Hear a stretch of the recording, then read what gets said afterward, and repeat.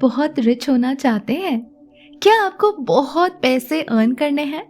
क्या आप अपनी लाइफ में immense fame and success achieve करना चाहते हैं?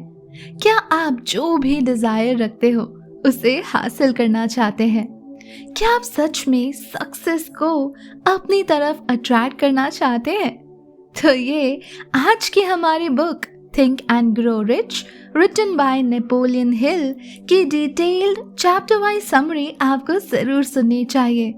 हो सकता है कि ये वीडियो आपको काफी लंबी लगे, बट मैं इस बुक के एक भी इम्पोर्टेंट एंड वैल्यूएबल पॉइंट को मिस नहीं करना चाहती थी, क्योंकि ये इस बुक के और आपके साथ जस्टिस नहीं होगा। तो ध्यान से पेशेंटली इसे आराम से समझते हुए जरूर सुने। This audiobook is brought to you by Aesthetic Narrator. Chapter 1 Introduction. इस बुक में डिस्क्राइब्ड प्रिंसिपल्स को समझने से पहले इसका कंटेंट जानना काफी इम्पोर्टेंट है, क्योंकि तभी आप उन प्रिंसिपल्स की एक्चुअल वैल्यू जान पाएंगे। इसके लिए आपको दो कैरेक्टर्स से इंट्रोड्यूस होना होगा, Andrew Carnegie and Napoleon Hill, जो इस बुक के ऑथर हैं। एंड्रयू कार्नेगी अपने टाइम के एक बहुत बड़े बिजनेस टाइकून थे एंड अपने ज़माने के one of the richest man थे, जिन्हें अमेरिका का सबसे पहला बिलियनियर भी कहा जाता है। बट वो कोई खानदानी इतने रईस नहीं थे। इनफैक्ट अगर आप उन्हें डिटेल में स्टडी करेंगे तो आपको पता चलेगा कि वो एक्सट्रीमली इंस्पायरिंग है। वो काफ़ी गरीब घर से बिलोंग करते थे, जहां उनकी मम्मी शूज़ रिपेयर करती थी और डैडी का कपड़ों से रिलेटेड बिजनेस था, जो कि इंडस्ट्रियल रेवोल्यूशन के टाइम पे फ्लॉप हो गया था एंड उन सबको अपनी कंट्री छोड़कर अमेरिका आना पड़ा एंड वहाँ भी उन्हें काफ़ी प्रॉब्लम्स फेस करनी पड़ी। फाइनेंशियल क्राइसिस की वजह से उन्हें स्कूल से ड्रॉप आउट लेना पड़ा एंड काफ़ी स्ट्रगल्स के साथ छोटे छोटे जॉब्स करने पड़े एंड देन उन्होंने सक्सेस को अचीव किया हाईएस्ट लेवल तक। एंड बिकॉज उन्होंने इतना ज़्यादा स्ट्रगल किया था, इसलिए वो इस बात को बहुत अच्छे से समझते थे कि गरीब होना कितना ज़्यादा पेनफुल एंड पैथेटिक हो सकता है। अब बात करते हैं नेपोलियन हिल के बारे में।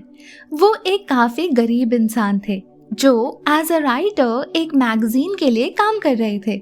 उस मैगजीन ने एक नया सेक्शन स्टार्ट किया जहां वो सेल्फ मेड लोगों के इंटरव्यूज को एंड उनसे सीखे हुए वैल्यूएबल पॉइंट्स को पब्लिश करना चाहते थे। एंड इसी रीजन की वजह से एक इंटरव्यू के लिए नेपोलियन हिल एंड्रयू कार्नेगी से मिले एंड इस इंटरव्यू के लिए नेपोलियन काफ़ी ज़्यादा नर्वस थे, बिकॉज दोनों के स्टेटस में एक ह्यूज गैप था। देन फाइनली इंटरव्यू स्टार्ट हुआ, जो कुछ घंटों के लिए स्केड्यूल किया गया था, पर दोनों उस कॉन्वर्सेशन को इतना एंजॉय कर रहे थे कि वो 3 दिन तक चला। तब जाकर कार्नेगी ने नेपोलियन से कहा कि मेरे जैसे सक्सेसफुल लोग जिन्होंने स्ट्रगल कर करके अपनी लाइफ में इतना कुछ अचीव किया है, अगर इन सारे एक्सपीरियंस एंड नॉलेज को सिर्फ अपने तक ही लिमिटेड रखेंगे तो ये दुनिया के लिए एक बहुत बड़ा लॉस होगा। बिकॉज वो बहुत अच्छे से गरीबी से होने वाले इश्यूज़ को समझते थे एंड वे भी जानते थे कि आज के टाइम पे अमीर होना कितना ज़्यादा डिफ़िकल्ट हो गया है और ज़रूरी भी।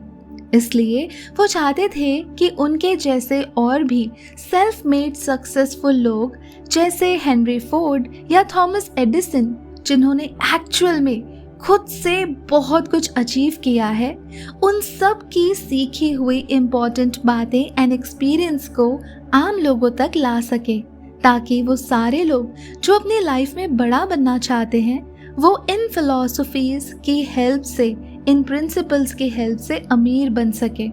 एंड अपने इसी मोटिव के साथ उन्होंने नेपोलियन हिल को ऑफर दिया कि वो आने वाले 20 इयर्स 20 सालों तक ऐसे सारे सक्सेसफुल लोगों की लाइफ को उनके पास जाकर डिटेल में स्टडी करें, उनकी लाइफ लेसन्स को सीखें एंड देन उन सारे डिटेल से उनकी फिलॉसफीज को कंपाइल करके एक बुक बनाएं, ताकि कोई भी उन फिलॉसफीज को इम्प्लीमेंट करके वो सब कुछ अचीव कर सके जो वो चाहते हैं। एंड इस ऑफर को एक्सेप्ट करके नेपोलियन हिल 20 सालों तक अलग अलग जगह पे जाकर उन सभी सक्सेसफुल लोगों से मिले और 1000 पेजेस की रिसर्च रेडी की एंड उन सारे नॉलेज को कंपाइल करके उन्होंने 13 डिफरेंट प्रिंसिपल्स रेडी किए, जिसे कोई भी इंसान फॉलो करके सब कुछ अचीव कर सकता है। एंड इसी प्रिंसिपल्स को कंपाइल करके उन्होंने हमारी आज की book think and grow rich, the secret to freedom and success को क्रिएट किया, जिसकी अब तक 20 मिलियन से भी ज़्यादा कॉपीज वर्ल्ड वाइड सोल्ड हो चुकी है।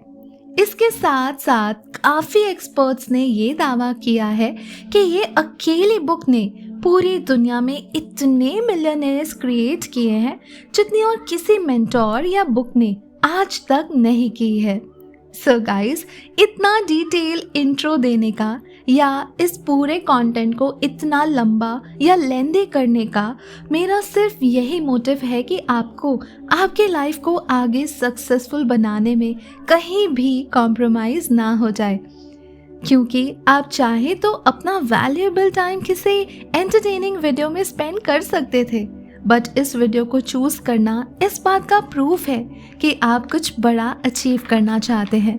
सो मैं आपके साथ कंटेंट को कॉम्प्रोमाइज़ करके इनजस्टिस नहीं करना चाहती थी। तो चलिए शुरू करते हैं वो सारे प्रिंसिपल्स जो इस बुक के बाकी चैप्टर्स में मेंशन्ड है। This audiobook is presented to you by Aesthetic Narrator and बस एक रिक्वेस्ट करूँगी, अगर आप हमारे कंटेंट को कंज्यूम कर रहे हैं देन प्लीज़ चैनल को सब्सक्राइब ज़रूर कर दीजिएगा। बहुत मेहनत लगती है पूरे बुक को रीड करके आपके लिए समरी क्रिएट करके ये सब कुछ रिकॉर्ड करके पब्लिश करना, और ये सब मैं अकेले कर रही हूँ। सो बस मुझे आपकी एक जेन्युइन अच्छी सी स्माइल के साथ बस आपका ये मोटिवेशन चाहिए कि आप चैनल सब्सक्राइब कर दें एंड आज के वीडियो को लाइक ज़रूर कर दें। And now without any delay let's dive into the content. Chapter 2, principle 1, desire, the starting point of all achievements. हमें ये समझना होगा कि सक्सेसफुल होने के लिए सबसे पहले आपको सक्सेसफुल होने की इमेंस डिजायर होना बहुत ज़रूरी है। अपने गोल्स तक पहुंचने के लिए आपको एक पावरफुल बर्निंग डिजायर होना सबसे इम्पॉर्टेंट है, क्योंकि ये डिजायर आपको उस डायरेक्शन में एक्शंस लेने के लिए हमेशा मोटिवेट करती है। और इस मोटिवेशन को कायम रखने के लिए, मोटिवेटेड रखने के लिए ऑथर ने 2 तरह के मोटिवेशन को एक्सप्लेन किया है, pull motivation and push motivation. Pull motivation वो मोटिवेशन है जो आपको आपके गोल्स के एंड रिजल्ट के लिए अट्रैक्ट करेगा एंड आप उस एंड रिजल्ट को अचीव करने के लिए हमेशा एक्साइटेड रहेंगे, बिकॉज वो आपके लिए फेवरेबल होगा, which means that outcome of the goal pulls you. On the other hand, ये थॉट कि अगर आपने एक्शंस नहीं लिए तो उसका नेगेटिव रिजल्ट या कॉन्सिक्वेंसेस क्या होगा जो आप बिल्कुल फेस नहीं करना चाहोगे, and this is known as push motivation, which means the negative consequences of not taking actions. So अब ये आपके ऊपर डिपेंड करता है कि आप अपने डिज़ायर के फ्लेम को जलाए रखने के लिए कौन से मोटिवेशन को चूज़ करते हैं।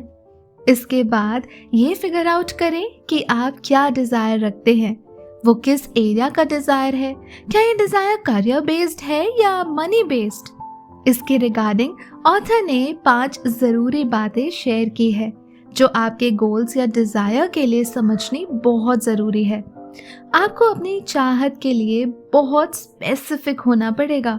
जैसे महाभारत में अर्जुन की नज़र सिर्फ और सिर्फ चिड़िया की आंख पर थी, ठीक वैसे ही आपको भी अपने लक्ष्य के लिए सचेत रहना होगा, फोकस्ड रहना होगा। तो चलिए जानते हैं वो 5 ज़रूरी बातें क्या है। Number 1, career oriented desire. अगर आप अपने करियर के लिए कोई गोल सेट करते हैं तो आपको ये डिसाइड करने का एक क्लियर पिक्चर दिमाग में सेट कर लेना चाहिए कि what position do I want, what do I get, how will I grow, या फिर desires like designation, salary, benefit etcetera, जो आपको अपनी ग्रोथ के लिए न्यू अपॉर्चुनिटीज की तरफ पुश करती हो। Number 2, leading. अगर आपको लीडर बनने की डिजायर है तो इसके लिए पहले you have to follow and learn from an existing leader. आप जिसे एडमायर करते हैं या जिस पोजीशन तक आप जाना चाहते हैं वहाँ के प्रेजेंट एक्सपीरियंस्ड पर्सन को फॉलो करें एंड उनसे सीखें। Number 3, money. अगर आपके मनी बेस्ड डिजायर्स हैं तो उसे अचीव करने के लिए आपको series of some steps follow करने ही होंगे। नेपोलियन हिल हमें ऐसे 6 इंपॉर्टेंट स्टेप्स बताते हैं। Step number 1, fix the exact amount of money you desire. That is, एक अमाउंट जितना कि आप डिजायर करते हैं उसे पहले आप फिक्स कर लीजिए। Step 2, what you intend to give in return of the money you desire. जानिए कि desired money पाने के लिए आप क्या दे सकते हैं। Step 3, establish a definite date to possess that money. अपने desired amount को पाने का एक निश्चित डेट या साल establish कर ले, डिसाइड कर ले। Step 4, create a definite plan and put it into action. एक स्पेसिफिक प्लान बनाएं और उसके लिए ज़रूरी एक्शंस लें। ज़रूरी नहीं कि वो प्लान लॉन्ग टर्म में बहुत ज़्यादा क्लियर हो। आप शुरुआती तौर पर छोटे छोटे प्लान्स बनाकर उसे अमल कर सकते हैं और आगे का रास्ता भरोसा रखिए आपको अपने आप ही मिलने लगेगा। स्टेप नंबर 5, ऊपर के चारों स्टेप्स को एक शीट में क्लियरली लिख लें। जब भी आप पेपर में कुछ लिखते हैं तो एक अलग ही मैजिक क्रिएट होता है। And lastly step number 6, daily 2 बार अपने इस रिटन शीट को लाउडली रीड करें। एक बार रात में सोने से पहले और दूसरी बार मॉर्निंग में उठकर। एंड साथ में फील करें कि आप ये ऑलरेडी अचीव कर चुके हैं। सो मनी रिलेटेड डिजायर्स के बाद जो 4th पॉइंट आता है दैट इज फेलियर। बिना किसी इमोशनल अटैचमेंट के अपने फेलियर से लेसन्स लीजिए, उसे एक्सेप्ट कीजिए और फाइंड आउट कीजिए कि फेलियर का रूट कॉज आखिर क्या था। नई अपॉर्चुनिटीज पे एंड न्यू स्किल्स पे काम कीजिए। And lastly number 5, other peoples desire. अगर आप फ्रीलांसर हैं या किसी कंपनी में एम्प्लॉय हैं तो कंपनी के ओनर या मैनेजर की हेल्प करें। ऐसा करने से आप अपने गोल्स को अचीव कर पाएंगे एंड आप अपने एक्चुअल गोल की एडवांसमेंट की तरफ इससे बढ़ सकेंगे, जिससे आप अपने एरिया ऑफ इंटरेस्ट में एक्सेल होना स्टार्ट कर सकेंगे। चैप्टर 3, प्रिंसिपल 2, फेथ, आस्था। इस प्रिंसिपल में नेपोलियन हिल ने ये फैक्ट स्टैब्लिश किया है कि जब हमें कुछ अचीव करने की इच्छा हो तो उसके लिए उसे पा लेने का एक अटूट विश्वास भी होना चाहिए। किसी भी डिजायर को अचीव करने के लिए अपने मन में उसके होने की पूरी तरह से पॉसिबिलिटी विजुअलाइज करना बहुत इम्पॉर्टेंट है, क्योंकि इसके बाद आप उस डायरेक्शन में प्रॉपर स्टेप्स लेते हैं एंड फाइनली वो डिजायर शेप लेने लगती है। हमारी धारणाएं, हमारे परसेप्शंस बहुत पावरफुल होते हैं एंड वो ही लॉन्गर रन में सच साबित होते हैं। फॉर एग्जाम्पल, अगर आपका परसेप्शन है कि कोई आपका फ्रेंड नहीं है एंड कोई आपको पसंद नहीं करता तो अल्टीमेटली वही सच होने लगता है। इसलिए आप अपने साथ जो होने का अटूट विश्वास करेंगे या फिर बस कैजुअली कहेंगे वही आपके साथ होने लगेगा। इसलिए कभी भी नेगेटिव थॉट्स या वर्ड्स यूज करना एकदम बंद कर दीजिए एंड फील कीजिए कि जो आप चाहते हैं सिर्फ वही आपके साथ होगा। काफ़ी लोगों की हैबिट होती है, जब उनसे पूछा जाए कि वो कैसे हैं तो वो अपना दुख दर्द बताने लगते हैं। वो उसे एंजॉय करने लगते हैं या अपनी तकलीफ़ों में इतना डूब जाते हैं कि हमेशा वही खराब चीज़ें रिपीट मोड में कहते रहते हैं।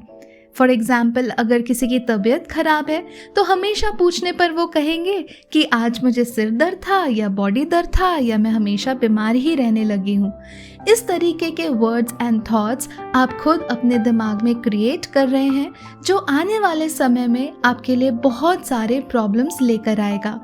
अगर आपको अपने गोल्स को अचीव करने में अटूट विश्वास या फेथ करने में थोड़ी भी डिफ़िकल्टी होती है तो आपको 5 स्टेप्स फॉलो करने चाहिए, जो अल्टीमेटली आपके सबकॉन्शियस माइंड में आपके डिज़ायर को परमानेंटली फीड कर देगी, जिसके बाद आपको खुद पर फेथ होने लगेगा, अपने डिज़ायर्स पर फेथ होने लगेगा। ये 5 स्टेप्स फॉलो करने से आप अपना सेल्फ कॉन्फिडेंस बूस्ट कर सकते हैं या अपनी लाइफ की किसी भी प्रॉब्लम से सकारात्मक तरीके से छुटकारा पा सकते हैं। स्टेप 1, आपको खुद से ये बात डेली कहनी है कि मेरे पास अपने गोल्स को अचीव करने की प्रॉपर एबिलिटी है एंड इसलिए उसके अटेनमेंट के लिए मैं कंटिन्यूअस एक्शंस लेता रहूँगा। स्टेप 2, मैं ये रियलाइज़ करता हूँ कि मेरे माइंड के डोमिनेटिंग थॉट्स ही ग्रेजुअली रियलिटी में कन्वर्ट होते हैं एंड इसलिए मैं डेली एटलीस्ट 30 मिनट्स अपने उन थॉट्स पे कॉन्सेंट्रेट करूँगा जो मैं खुद बनना चाहता हूँ, ताकि मेरे माइंड में एक क्लियर मेंटल पिक्चर बन जाए।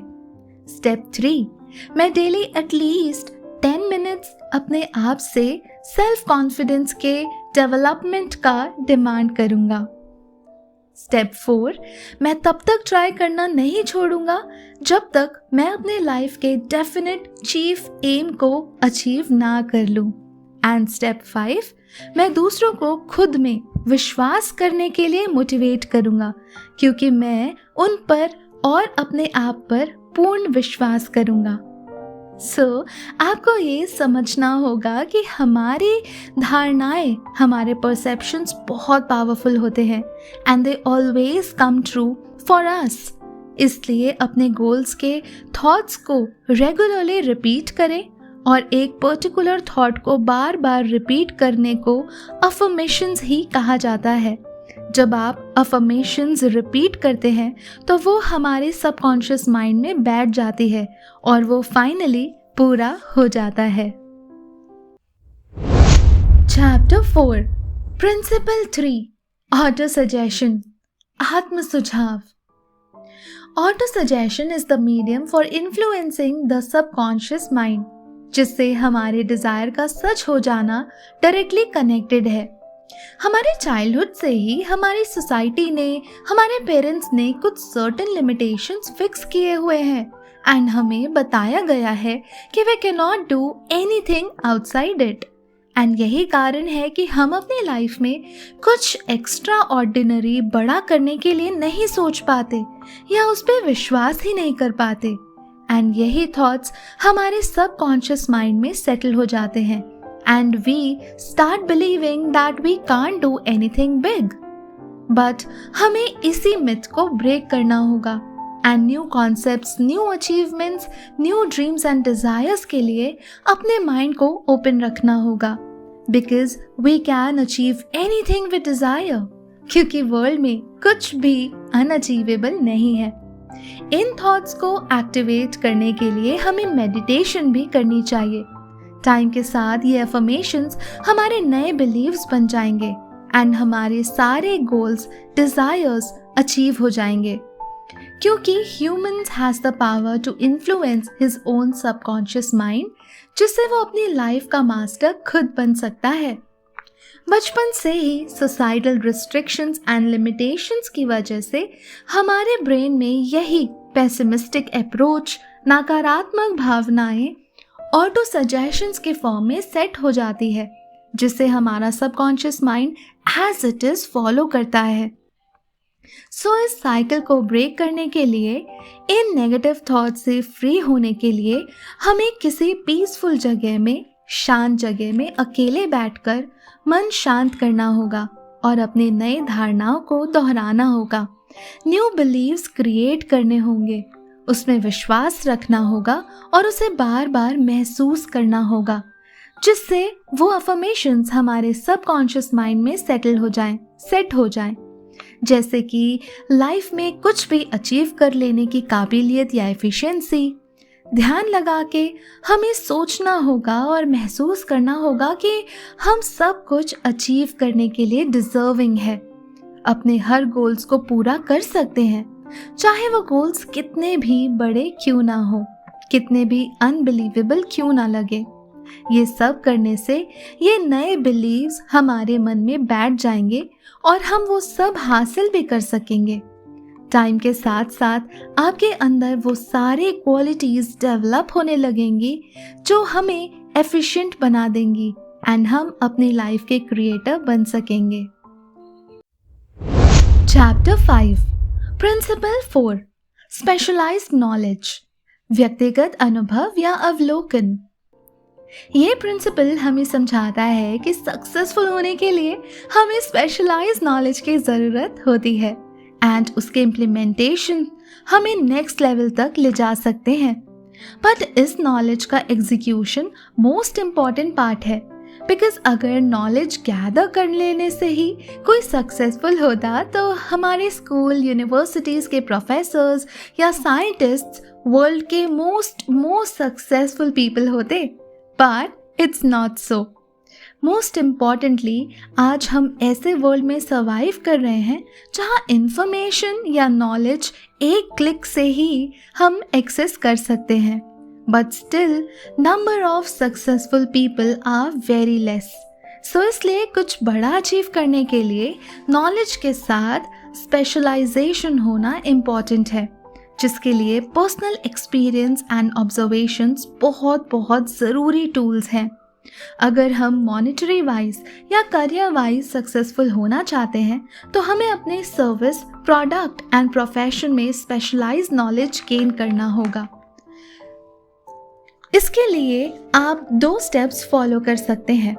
स्टेप 1, आप books, seminars, conferences, courses, summaries, podcast etcetera ये सब मच नीडेड है to build a big Fortune.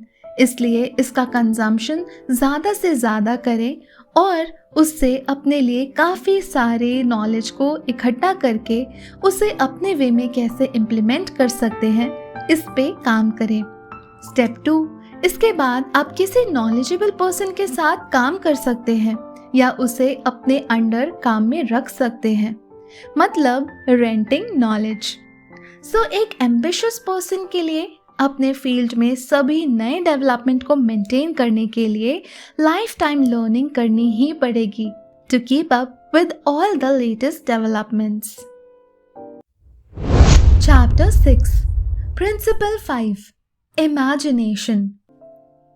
Napoleon Hill ने कहा है कि ह्यूमंस अपने दिमाग में जिसकी इमेजिनेशन कर सकते हैं, उसमें बिलीफ रख सकते हैं, उसे वो अचीव भी कर सकते हैं।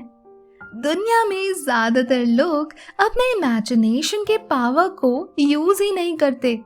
ऑलमोस्ट हर फील्ड में वर्ल्ड के सक्सेसफुल लोगों ने अपने इमेजिनेटिव पावर का प्रॉपर यूज़ किया है।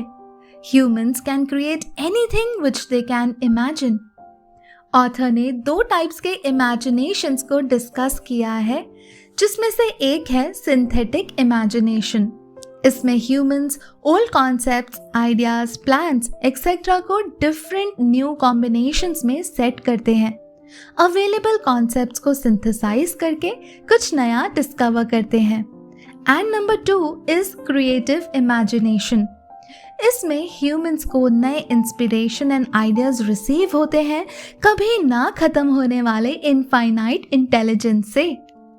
जो भी सक्सेसफुल होना चाहते हैं, कुछ अचीव करना चाहते हैं, तो उन्हें पहले अपने माइंड में उसे इमेजिन करके एक फिक्स्ड इमेज क्रिएट करना होगा। बट लेट मी क्लैरिफाई कि इमेजिनेशन क्रिएट करने का मतलब डे ड्रीमिंग नहीं है। In fact it is creative imagination, जो एक इम्पॉर्टेंट टूल है बिकॉज विजुअलाइज करते रहने से वो डिजायर शेप लेने लगती है एंड उसे अचीव करने के सारे डोर्स अपने आप धीरे धीरे आपके सामने ओपन होने लगते हैं एंड आपको बस उन स्टेप्स को डेडिकेटेडली फॉलो करना होता है with full faith and determination. Almost her field में वर्ल्ड के महान लोगों ने सक्सेसफुल होने के लिए अपने इमेजिनेटिव पावर्स का यूज किया है। महान लोग जो भी अपने लाइफ में कुछ बड़ा अचीव करना चाहते हैं, जो बनना चाहते हैं, पहले वो अपने दिमाग में उसे विजुअलाइज करते हैं। For an example, Albert Einstein कोई भी आविष्कार करने से पहले दिमाग में उसे विजुअलाइज करते थे। सिर्फ आइंस्टाइन ही नहीं, कोई भी साइंटिस्ट किसी भी चीज, फैक्ट या मशीन्स को इम्प्लीमेंट करने से पहले उसे दिमाग में इमेजिन करते हैं कि बनने के बाद वो कैसा दिखेगा या वो कैसे फंक्शन करेगा। अपनी लाइफ में सक्सेसफुल होने के लिए just make sure that you learn the art of creative imagination. Chapter 7, principle 6, organised planning. हमारे किसी भी विश को फुलफिल करने का फर्स्ट स्टेप होता है एक realistic plan. Planning is the first step towards success. किसी भी बड़े काम को एग्जीक्यूट करने के लिए एक स्केड्यूल प्लान बनाएं एंड उसे पेपर पे लिख लीजिए।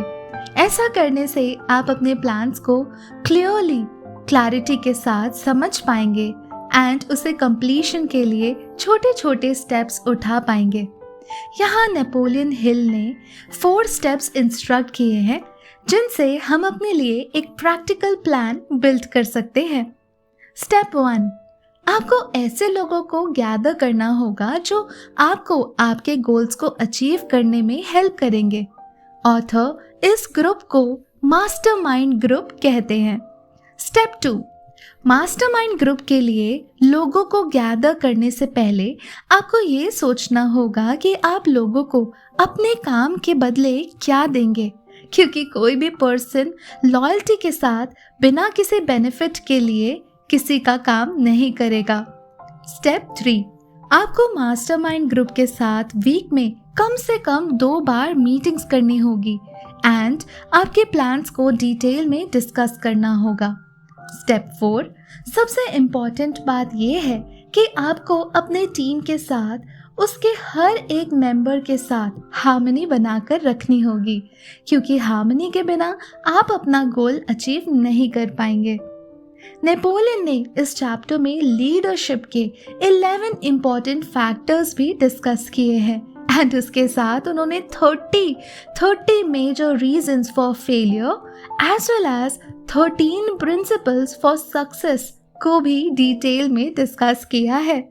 बट गाइस, ये सारी चीज़ें एक समरी में कवर करना बहुत मुश्किल है बिकॉज वीडियो काफ़ी ज़्यादा लंबा हो जाएगा। अगर आप ये चीज़ों पे एक डेडिकेटेड वीडियो चाहते हैं, आप चाहते हैं कि ये सारे प्रिंसिपल्स मैं आपके साथ एक एक करके शेयर करूं, तो प्लीज़ नीचे बहुत सारे कमेंट कीजिएगा एंड अगर काफ़ी रिक्वेस्ट आई तो मैं एक डेडिकेटेडली वीडियो इस टॉपिक पर ज़रूर लेकर आऊँगी। अब इस चैप्टर में जो असफलता के 30 मेजर रीजंस मेंशन्ड है उसकी लिस्ट मैं आपके साथ ज़रूर शेयर करना चाहूँगी बिकॉज़ इसे जानना और रियलाइज़ करना हमारे सक्सेस के लिए बहुत बहुत इम्पॉर्टेंट है।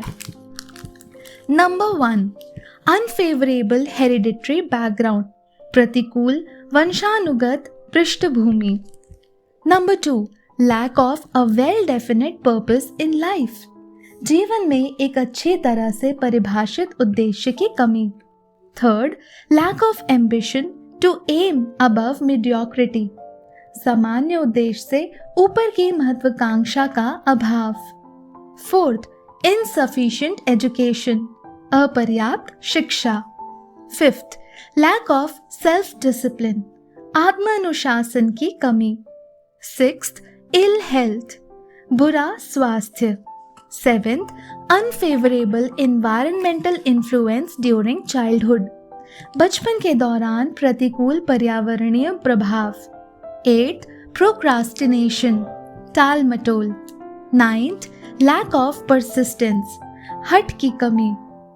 10th, नेगेटिव पर्सनालिटी, नकारात्मक व्यक्तित्व। 11, लैक ऑफ कंट्रोल्ड सेक्सुअल अर्ज, नियंत्रित यौन आग्रह की कमी। 12th, uncontrolled desire for something for nothing, कुछ नहीं के बदले कुछ की अनियंत्रित इच्छा। 13th, lack of a well definite power of decision, निर्णय को अच्छी तरह से प्रतिभाषित करने की शक्ति की कमी। 14th, one or more of the 6 basic factors, बुनियादी डरों में से एक या एक से अधिक डर। ये टॉपिक हम लास्ट चैप्टर में डिटेल में समझेंगे, जहां हम 6 बेसिक फैक्टर्स के बारे में जानेंगे। 15th, wrong selection of a mate in marriage, शादी में गलत जीवन साथी का चयन।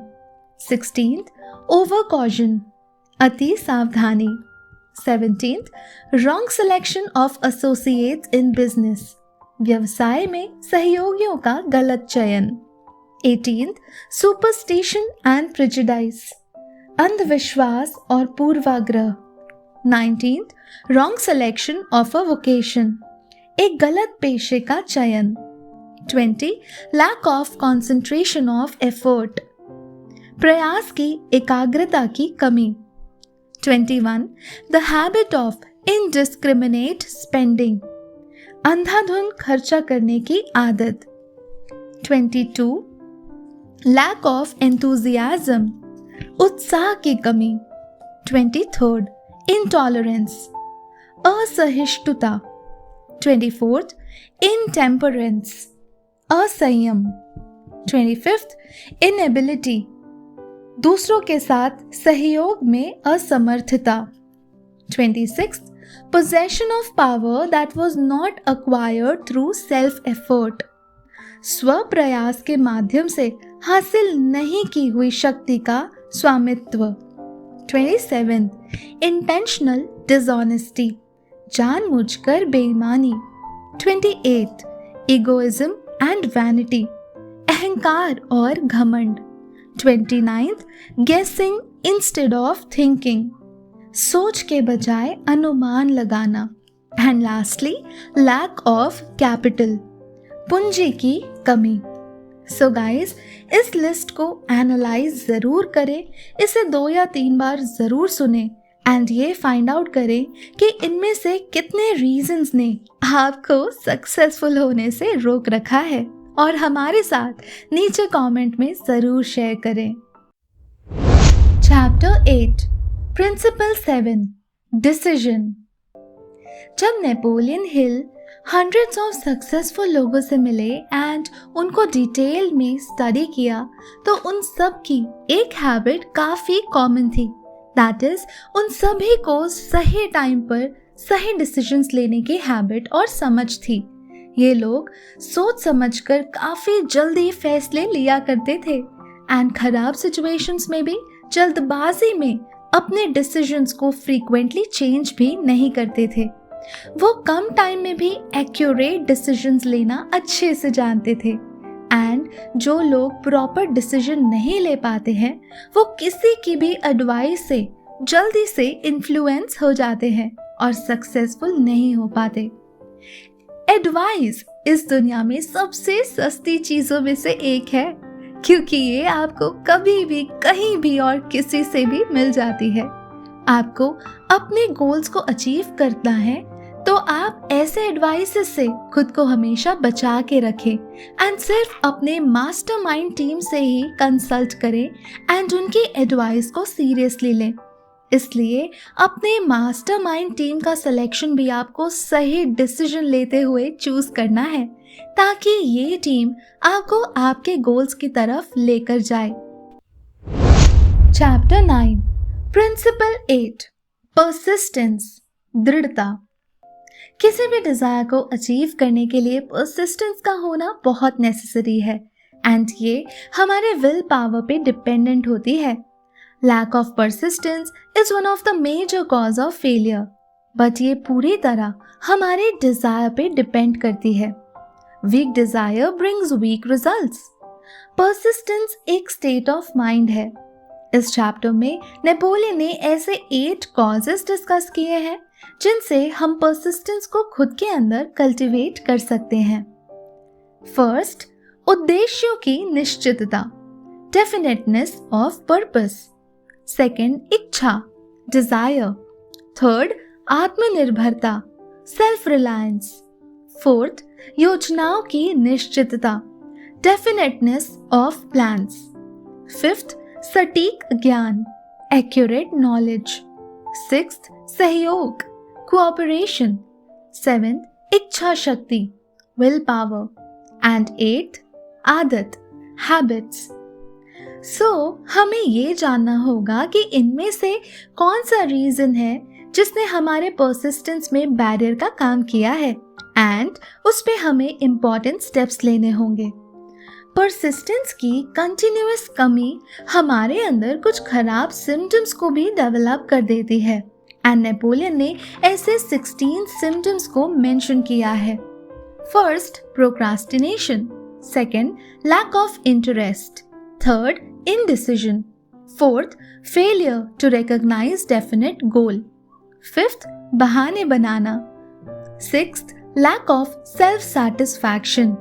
Seventh, indifference. एट्थ, सिचुएशन या दूसरों को ब्लेम करना।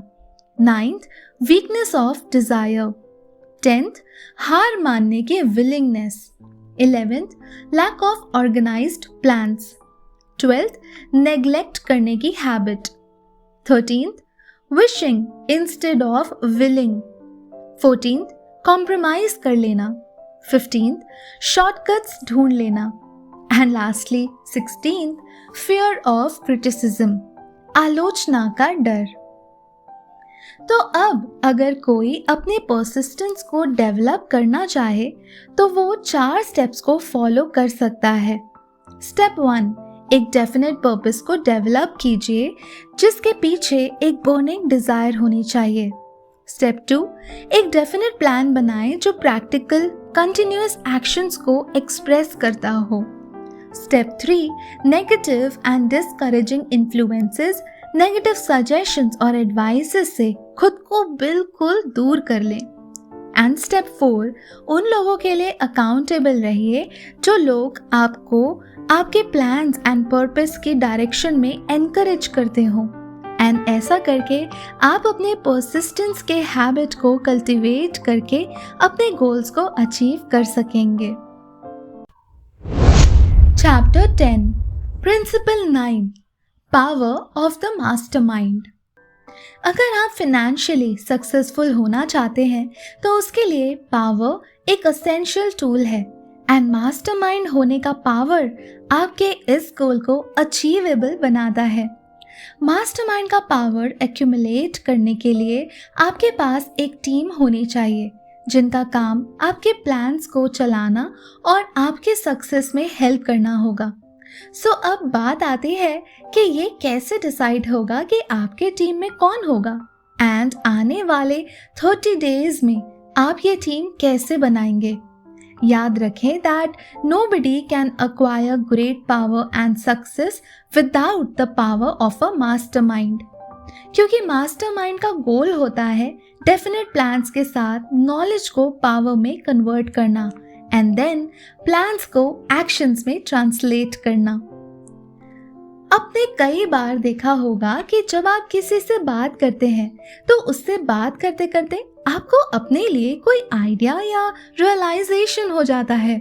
ये आइडिया आपको शायद नहीं मिलता अगर वो बातचीत ना हुई होती। सिमिलरली दूसरों को भी आपसे बात करके कोई आइडिया या उनके प्रॉब्लम का सल्यूशन जरूर मिल जाता होगा। अगर आप ऑब्जर्व करें तो आप देखेंगे कि people with same mentality love to meet each other. हमारे फ्रेंड्स को ही देख लीजिए। सो बेसिकली वो कौन सा पावर है जो लाइक माइंडेड पीपल को एक दूसरे से करीब लाता है? ये एक्चुअली पावर ऑफ अट्रैक्शन है जो एक जैसे सोच रखने वाले लोगों को आपस में मिलाती है। सो आपको सक्सेसफुल लोगों की कंपनी में रखने से हमारा नॉलेज बूस्ट होता है। दुनिया में कोई भी इंसान सब कुछ नहीं जानता, इसलिए हमें दूसरों की नीड हमेशा महसूस होती है। और ऐसे में जब एक जैसे थॉट्स वाले लोग, लाइक माइंडेड लोग आपस में मिलते हैं तो बहुत सारा नॉलेज अवेलेबल एंड एक्सचेंज होता है। So always try to make friends with people of your field and build your network with them, which will ultimately help you to achieve your goals and desires.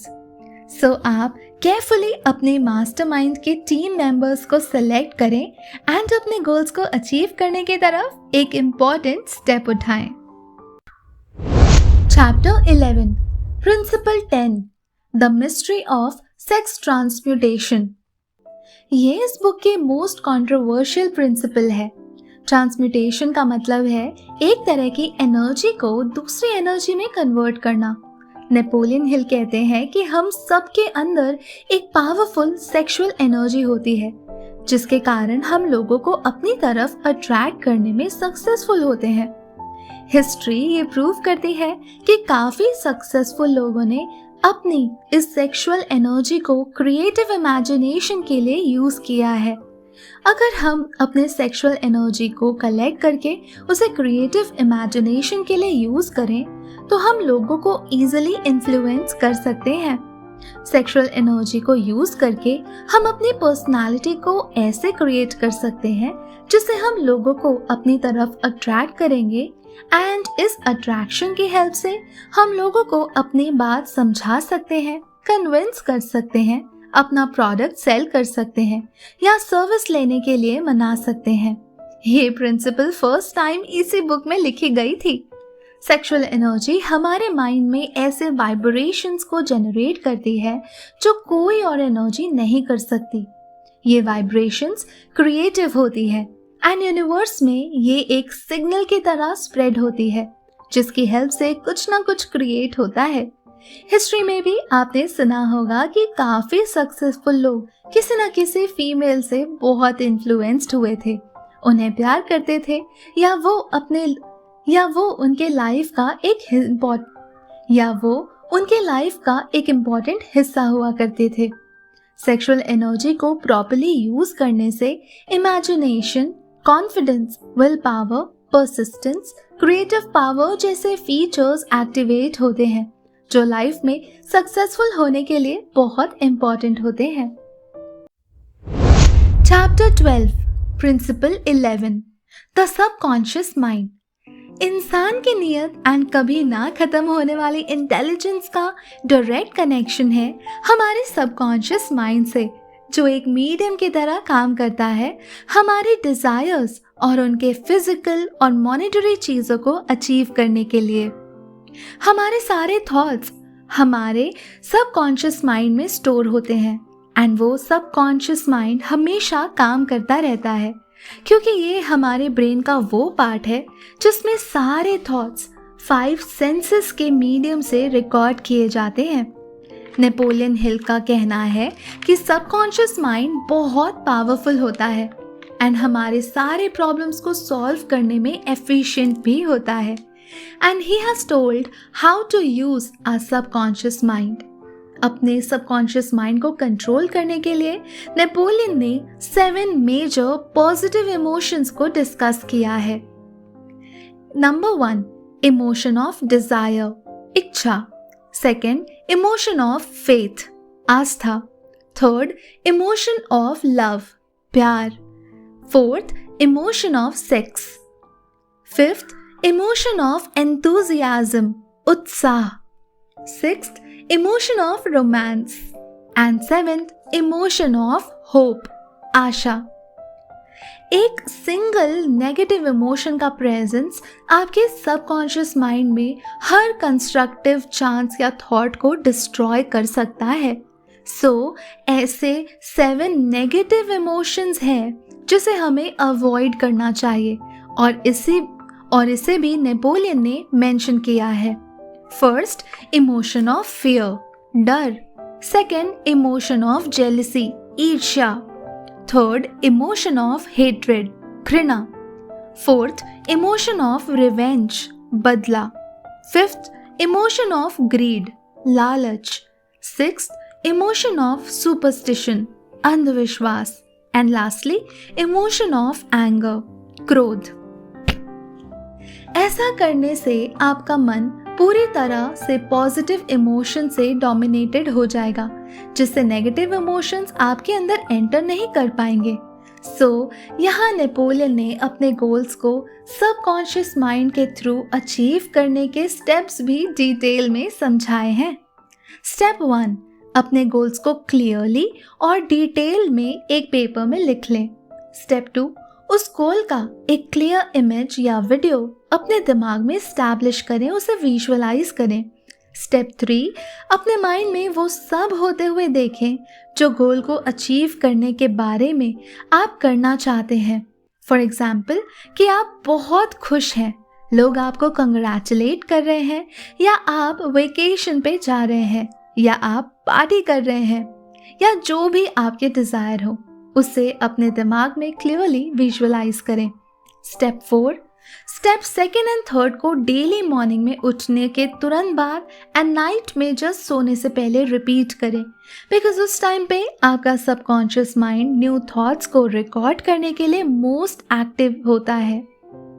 जब आप इन steps को बार बार repeat करेंगे तो आपका subconscious mind आपके goals को achieve करने के लिए ऑटोमेटिकली आपको वो रास्ता दिखाएगा एंड आपको न्यू आइडियाज़ भी फ्लैश होंगे जो आपको आपके गोल्स को अचीव करने में हेल्प करेंगे। Chapter 13, principle 12, the power of the brain. Human brain is one of the most powerful machine in the world, but हम अपने ब्रेन का सिर्फ 1% ही यूज करते हैं। मैनकाइंड ने अपने इस ब्रेन का यूज करके साइंस, टेक एंड आर्ट के फील्ड में बहुत प्रोग्रेस किया है। नेपोलियन हिल का मानना है कि हर इंसान के पास एक ऐसा ब्रेन ऑलरेडी है जिसकी हेल्प से वो अपने लाइफ के बड़े से बड़े गोल्स को अचीव कर सकता है, जिसके लिए बस अपने ब्रेन के पावर को आइडेंटिफाई करने की देरी है। एंड उसके बाद हमारा ब्रेन खुद ही सारे काम को हैंडल कर सकता है जो हमें गोल्स को अचीव करने के लिए रिक्वायर्ड होती है।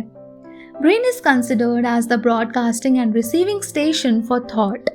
हर ह्यूमन का दिमाग थॉट की वाइब्रेशंस को ब्रॉडकास्ट एंड रिसीव करने का स्टेशन है। सबकॉन्शियस माइंड सेंड करने का स्टेशन है जिसे थॉट्स की वाइब्रेशंस ब्रॉडकास्ट होती है, वेराज जो हमारी क्रिएटिव इमेजिनेशन है वो एक रिसीविंग सेट है जिससे थॉट्स के वाइब्रेशंस को अपने अराउंड के एटमॉस्फेयर से लिया जाता है। जब वाइब्रेशंस हाई पॉइंट्स पर आती है तब हमारे थॉट्स के वाइब्रेशंस को हमारा माइंड और भी स्पीड से रिसीव करता है। ये वही ब्रेन है जो हम सबके पास सेम है, बट हम सब डिफरेंटली इसके पावर को यूटिलाइज करके बड़े से बड़े गोल्स को अचीव करने में सक्सेसफुल हो सकते हैं। Chapter 14, principle 13, the sixth sense. The sixth sense is considered as the door to the temple of wisdom. हमारा सिक्स्थ सेंस एक ऐसा टूल है जो इनफाइनाइट इंटेलिजेंस यानी ईश्वर के साथ कम्युनिकेट करता है।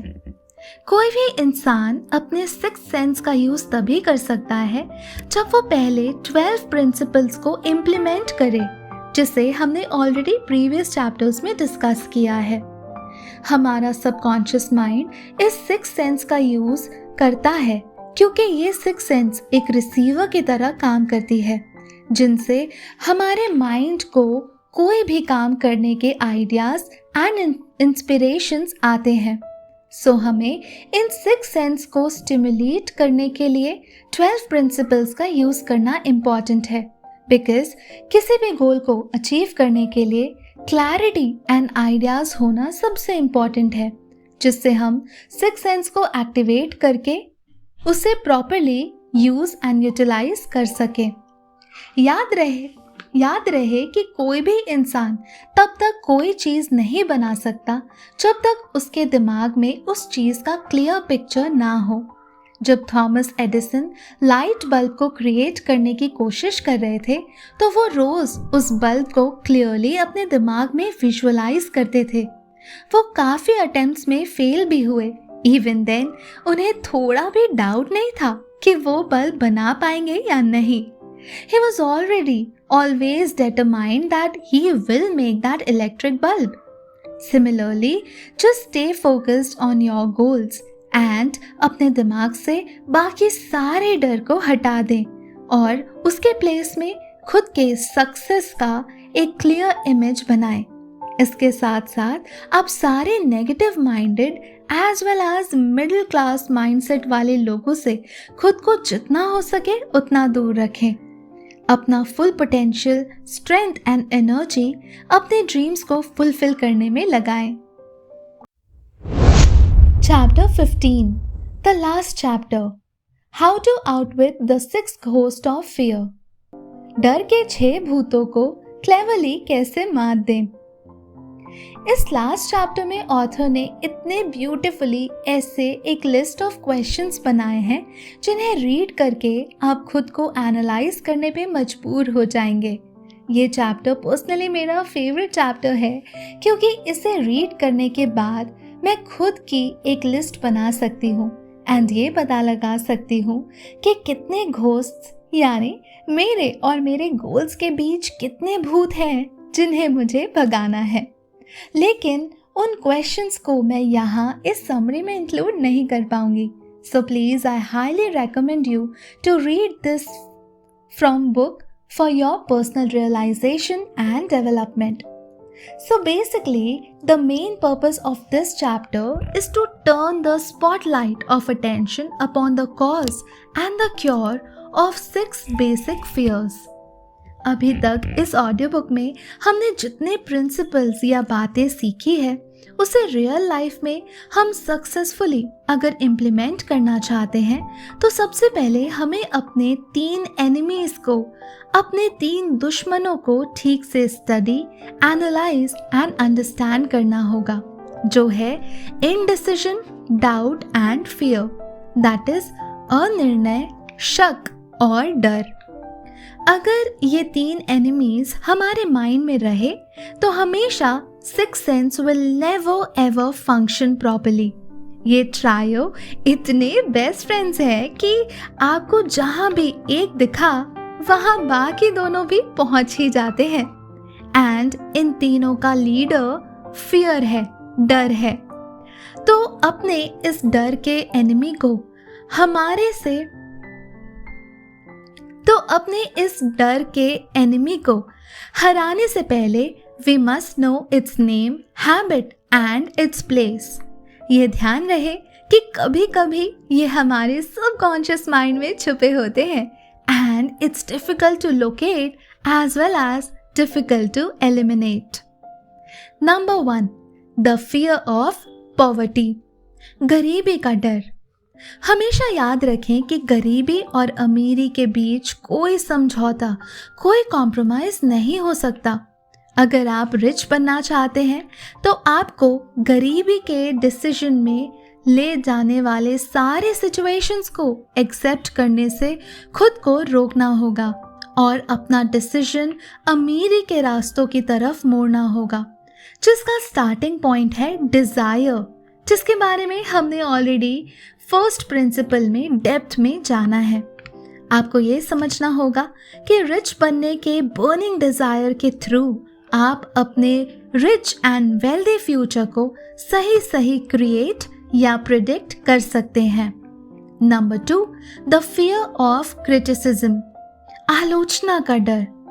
ये फियर उतना ही यूनिवर्सल है जितना फियर ऑफ पॉवर्टी। ये डर हमारे इनिशिएटिव्स लेने के पावर को डिस्ट्रॉय कर देता है और हमारे क्रिएटिव इमेजिनेशन के यूज को डिस्करेज करता है, हमारे पर्सनालिटी को भी लिमिट करता है और बहुत से नेगेटिव कॉन्सिक्वेंसेस हमें फेस करने पड़ते हैं। फियर ऑफ क्रिटिसिज्म के कुछ मेजर सिम्टम्स होते हैं, जैसे सेल्फ कॉन्शियसनेस यानी आत्मचेतना, लैक ऑफ पॉइस, संतुलन की कमी, पर्सनालिटी, व्यक्तित्व, इंफीरियोरिटी कॉम्प्लेक्स, हीन भावना, एक्स्ट्रावेगेंस, फिजूल खर्ची, लैक ऑफ इनिशिएटिव, पहल करने की कमी, एंड लैक ऑफ एम्बिशन, महत्वाकांक्षी की कमी, महत्वाकांक्षाओं की कमी। Third, the fear of ill health, खराब हेल्थ की डर। बेसिकली इल हेल्थ का डर old age fear and fear of death से क्लोजली एसोसिएटेड है, बिकॉज ये इंसान को एक ऐसे डेंजरस दुनिया के सीमा के क्लोज ले जाता है जिसे इंसान जानता नहीं है। बट इस टॉपिक में डरा देने वाली कहानियों, स्टोरीज हमें हमेशा से सुनाई जाती है। अपने इल हेल्थ के बारे में सोचते ही बहुत से डर और सवाल हमारे सर्वाइवल के लिए हमारे मन में उठने लगते हैं और हम नॉर्मल लाइफ जीने में इनएफिशिएंट फील कर सकते हैं। Number 4, the fear of old age, बुढ़ापे का डर। इस डर के ग्रो होने के 3 मेजर रीजंस हैं। सबसे पहला ये थॉट कि ओल्ड एज अपने साथ गरीबी ला सकता है। दूसरा, अपने आसपास के सभी क्लोज लोगों पर डिस्ट्रस्ट, अविश्वास कि वो सब उनकी मटीरियलिस्टिक चीजों को छीन सकते हैं। एंड थर्डली, डेथ के बाद की दुनिया के टेरिबल पिक्चर्स जो दिमाग में ऑलरेडी किस्से कहानियों से भर जाया करते हैं। इसके अलावा कुछ और भी रीजंस हैं, जैसे कि धीमा होना और एक इंफीरियोरिटी कॉम्प्लेक्स की फीलिंग को डेवलप होने की टेंडेंसी, खुद को बूढ़ा समझकर नए initiatives, imaginations and self dependency जैसे इम्पोर्टेंट आइडियोलॉजीज एंड प्रैक्टिसेस को खत्म कर देना, अपने बढ़ते हुए एज को ना एक्सेप्ट करके अपनी एज से छोटा दिखने या बिहेव करने की हैबिट डेवलप करना, जिससे दूसरों को आपका मजाक बनाने के ऑप्शंस भी मिल जाते हैं। Number 5, the fear of death, मरने का डर। काफी लोगों को डेथ के बारे में सोचकर ही अनकंफर्टेबल फील होने लगता है एंड वो ये रियलिटी को ना तो एक्सेप्ट करना चाहते हैं और ना ही फेस करना चाहते हैं। डेथ के फियर के सिम्टम्स जैसे अपने गोल्स को अचीव करने के बजाय मरने के बारे में सोचने की आदत, या कभी कभी बीमारियों एंड फिजिकल हेल्थ के ब्रेकडाउन से भी ये फियर काफ़ी लोगों में डेवलप हो जाता है।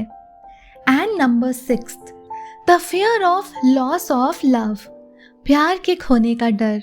इस इनहेरिट फियर का ओरिजिनल सोर्स ओल्ड टाइम्स में मैन के पॉलीगैमस हैबिट की वजह से ग्रो हुआ है, जहाँ कोई भी आदमी किसी और की लवर या वाइफ को स्टील करके उसका अपने मन से एडवांटेज ले लेता था। Jealousy and other similar forms of insecurities भी आपने या किसी और के प्यार को खोने के डर से विरासत में मिली है।